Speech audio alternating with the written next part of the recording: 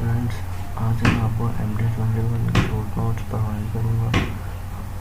ये मेरा channel new है तो kindly subscribe my channel, like, share and comment. So हम MTH101 के लेक्चर 1 के बारे में डिस्कस करते हैं। आज स्टार्ट करते हैं।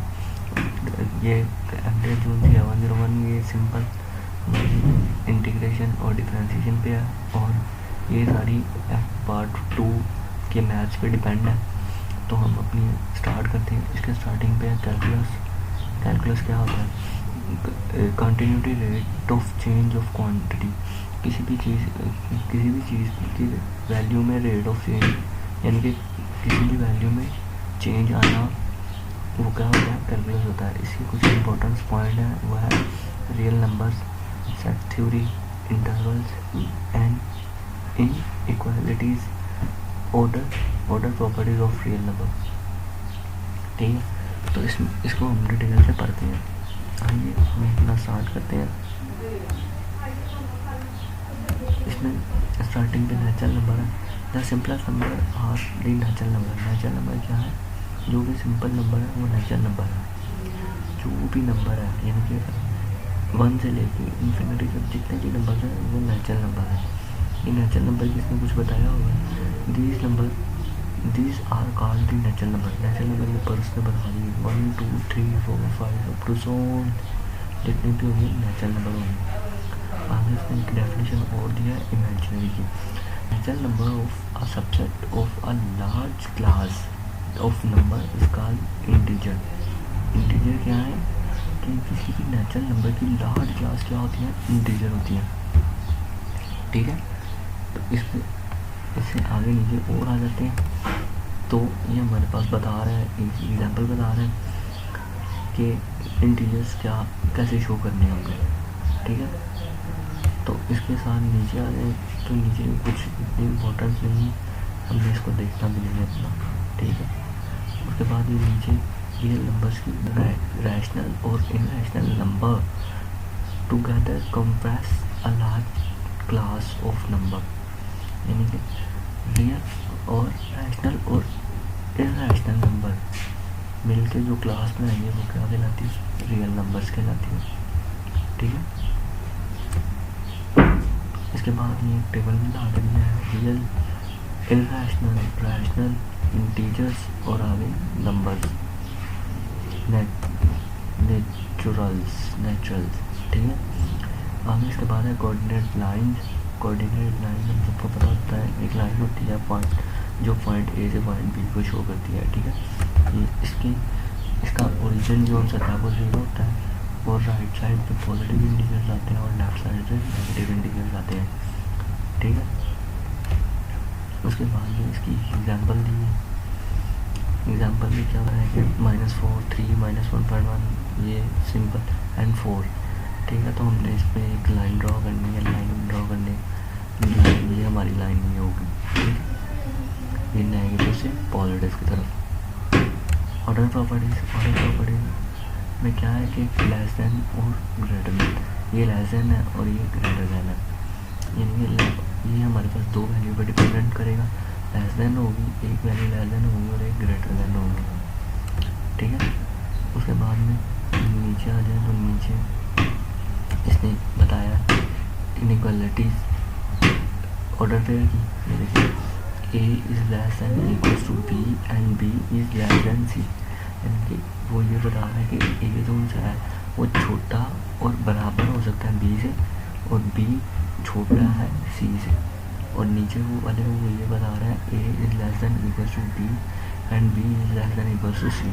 यानी कि ए छोटा और बराबर हो सकता है बी के, और बी छोटा और बराबर हो सकता है सी के। और नीचे सबसे उससे लास्ट पे ये बताएंगे कि A less than B, B less than C, C less than D. यानी कि ए छोटा है बी से, बी छोटा है सी से और सी छोटा है डी से। ठीक है, उसके बाद में नीचे इसने इस एग्जाम्पल्स को सॉल्व भी किया। यानी कि ये देखिए 3 is less than 8, -7 is less than 1.5, -12 is less than equals to x, 5 is less than equals to 5। ठीक है, तो इसने ये सॉल्व भी किया हुआ। उसके बाद में नीचे एक थ्योरम बताया है, नीचे ऑर्डर लेंगे थ्योरम्स बताया है, A is less than equal to B, B less than equal to C, and then C A less than equal to C, यानी कि ए कौन सा है वो बी से छोटा है, बी कौन सा है सी से छोटा, और हो सकता है कि सी कौन सा है वो ए से भी छोटा हो। ठीक है, तो इसमें ये प्रॉपर्टीज इसने बताए, थ्योरम्स बताए हैं कुछ, ये भी पढ़ लीजिए।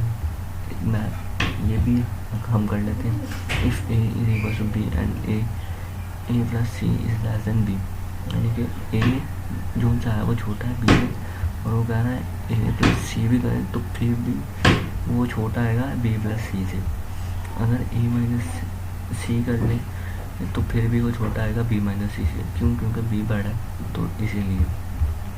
उसके बाद में सी में वो ये बता रहे थे if A less than B then, and A को अगर मल्टीप्लाई कर दें हम सी से और बी को मल्टीप्लाई कर दें हम सी से, तो फिर भी ए और सी छोटा आएगा बी सी से। और ऐसे ही पोजीशन है A C is greater than B C when C is negative, अगर सी नेगेटिव होगा तो ग्रेटर होगा, नहीं तो ग्रेटर नहीं होगा। और पॉइंट डी में ये बता रहा है कि if A less than B and C less than D then A plus B is less than D plus B plus D. अगर दोनों छोटे ऐड हो जाएंगे तो वो छोटा ही रहेगा, और दोनों बड़ी वैल्यू ऐड होने से वो और बड़ा हो जाएगा। इसमें वो ये बता रहा है। और थ्योरम नंबर ई में वो ये बता रहा है if A and B are both positive and both negative, अगर दोनों पॉजिटिव और दोनों नेगेटिव हैं तो क्या होगा, and A is less than B then 1/a is less greater than 1/b। ठीक है, अगर दोनों पॉजिटिव और दोनों नेगेटिव होंगे तो ये सीन चलेगा। उसके बाद में इंटरवल्स हैं। इंटरवल्स क्या होता है? इंटरवल एक सेट होता है पूरा। ठीक है, इंटरवल सेट को कहते हैं, यानी कि A is equal to 1 2 3 4 up to non infinity तक जितने भी आपने एलिमेंट्स लेने हैं, नंबर्स लेने हैं उसके अंदर, वो क्या कहलाते हैं? सेट इंटरवल्स कहलाते हैं। इंटरवल को हम सेट भी बोलते हैं। ये कुछ इसने एग्जाम्पल्स दिए हैं।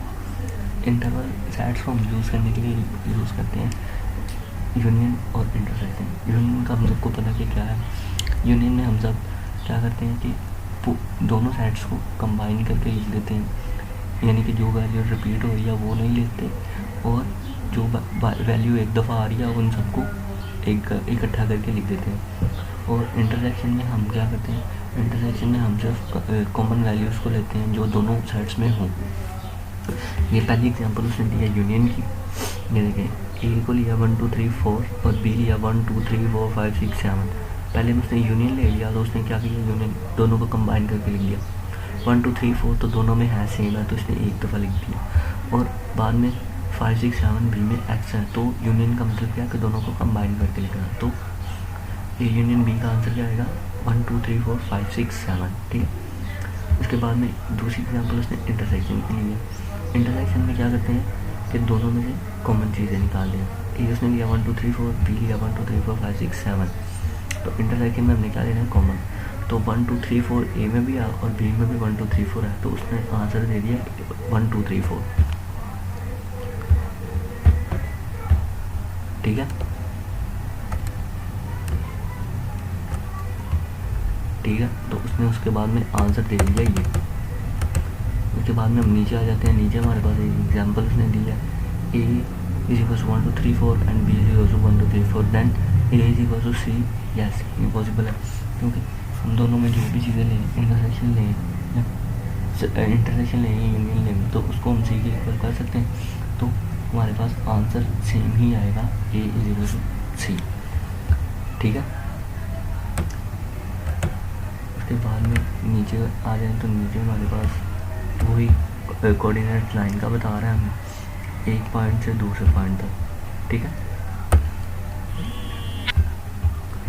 ठीक है, तो इसमें भी हमारे पास वो कोऑर्डिनेट लाइन का बता रहा है हमें। तो हमारे पास नीचे आ जाते हैं, तो नीचे इसने कोऑर्डिनेट लाइन के बारे में कुछ एक वो बना के दिया है हमारे पास टेबल, ए ओपन।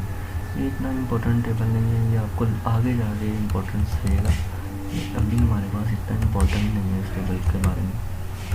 यानी कि इस टेबल में वो सिंपल ये बता रहा है कि हमने कौन सा पॉइंट किधर से लेना है, और यानी कि हमारी लाइन किधर से ओपन होगी और किधर से क्लोज होगी। तो हमारे पास ये चीज़ बता रहा है इस टेबल में। टेबल इतना इम्पोर्टेंट नहीं है हमारे लिए, लेकिन हमने फिर भी इस टेबल को देखना है लाजमी, ठीक है। उसके बाद एक और चीज़ आ रही है, सॉल्विंग इनइक्वालिटी। इनइक्वालिटी का हमने ऊपर टॉपिक पढ़ा था, तो हमने इनइक्वालिटी को कैसे सॉल्व करना है ये भी मैं आपको बता देता हूँ। इसमें एक एग्जांपल दी है उसने, 3 + 7x is less than equals to 2x - 9। तो हमने इसको सॉल्व करना है। तो इसको सॉल्व करने के लिए हमें क्या चाहिए कि हमने x की वैल्यू को सेपरेट करना है, क्योंकि हमने x का आंसर लेना है। तो हमने x की वैल्यू को एक साइड से कर लेना है। तो हमने x की वैल्यू को ख़त्म करने के लिए हमें क्या करना चाहिए, पहले दोनों साइड x को ख़त्म करना है। तो दोनों साइड x की वैल्यू निकाल लिया, तो हमें दोनों साइडों पर दूसरी चीज़ें ख़त्म करनी पड़ेगी अपनी। तो x के साथ जो वैल्यू हमने वो भी ख़त्म करनी है। तो वो हमें ख़त्म करने के लिए हमें कुछ सॉल्व करना पड़ेगा। तो वो मैं आपको सॉल्व करके बता देता हूँ।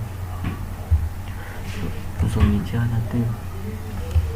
उसके बाद नीचे आके इसका आंसर आएगा।